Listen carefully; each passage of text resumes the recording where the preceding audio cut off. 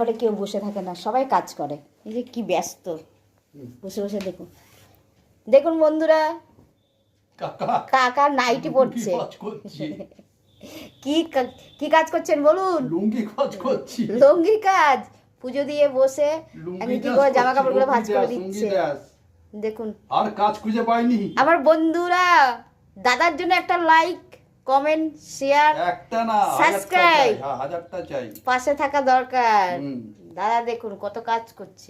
দেখেছেন তো? ওরে বাবারে, কেউ আমাদের কাজ করে না। সকাল থেকে কোটার কাজ করছি, সকাল থেকে ঘুম নেই চোখে, রাত জেগে পাহারা দেই, শুধু কাজ করেই যায়। সকাল 12টায় উঠি।